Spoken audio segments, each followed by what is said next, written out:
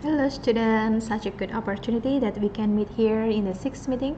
Today we are going to talk about verbal and non-verbal communication. How do you communicate with each other? Do you use voice like what I do right now, or do you use ASL? Okay, so there are several ways of communication. Some of them we are going to study here in this lesson. So let's go to our slide. So after you know what is verbal communication is the communication that is done by giving a voice, listening to a voice, listening to get the meaning of what is said. And now nonverbal communication, the definition is the process of communicating through sending and receiving wordless messages. So different here is in the nonverbal communication there is no word uttered at all. So these are some of the example of nonverbal communication. One of them is body language or kinesics. Body language is a significant aspect of modern communication and relationship. Body language includes body movement, body position, facial expression, as well as dress. So dress also in the nonverbal communication. So for example, that is why it is very important for us to present ourselves well dressed, well groomed, because it shows that we respect our interlocutor, we respect our the person we're talking to, something like that. Go on to the eye contact or oculistics. In some contexts, the meeting of eyes arouses strong emotions. Eye contact can establish a sense of intimacy between two individuals, such as the gazes of lovers or the eye contact involved in flirting. Alternatively, avoiding eye contact can establish distance between people, but it can also result in different manner. For example, if you are in Japan, you are not supposed to look people right in the eye. That is offending. But in some other part of the world, if you don't see people right in the eye, they will see you as you don't you don't respect them enough, you don't want to listen to them. So you have to be very careful with eye contact. And there are so many kinds of eye contact. For example, if you lie, you tend to see your upper left corner, or perhaps if you roll your eyes, it means that you are not interested in the conversation.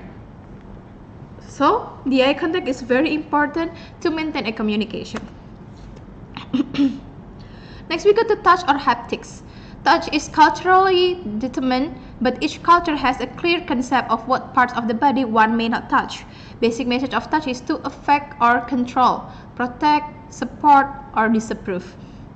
So there is some zone that you can enter, but there is a limited zone that you cannot enter. For example, if we are a friend, you can go to the friend zone. It's like the distance is one hand, so that is the distance of friend zone. So if you are within their hand, it means that you are close enough to them. But if you are closer than that, it means you have entering their personal zones. You have to be very careful with that. Oh, it is also expressed in body distance or space. Yes. And then paralanguage. It is not only words that convey message, but also a range of other factors. Factors such as vocal characterizers, vocal qualifiers, and vocal segregates. So, for example, some people they tend to high pitching their voice. Some other they like calming tone, something like that. So, it is different from one people to another. Next is turn taking.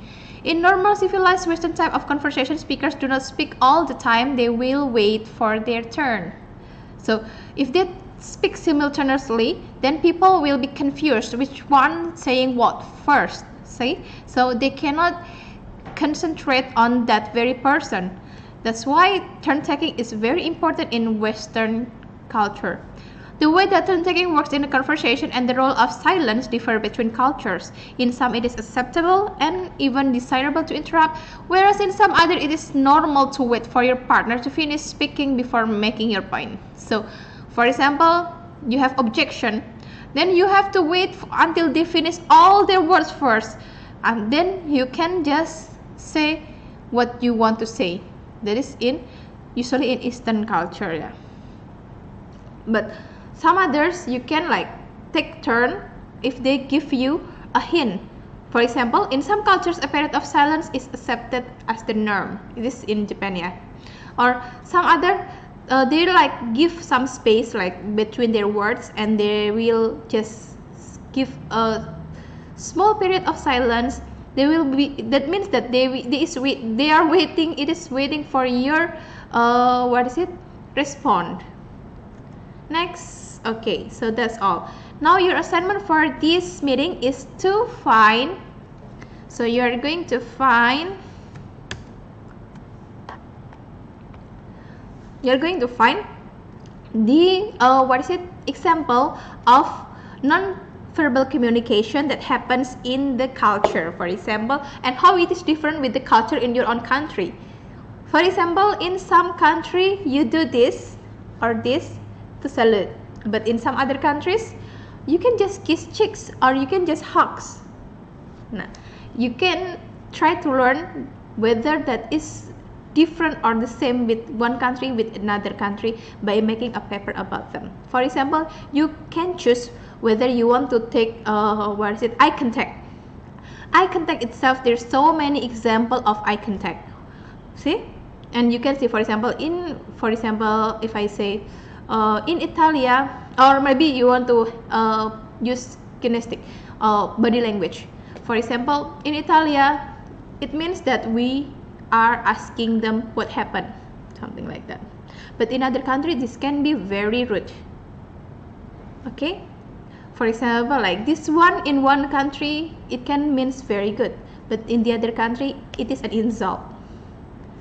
Okay, so mind your nonverbal communication when you face another people from another countries, and please submit the assignment of a text using which is including the example of nonverbal communication in other countries and compared to another country or maybe your own country. Okay, I'll see you again next week. Bye.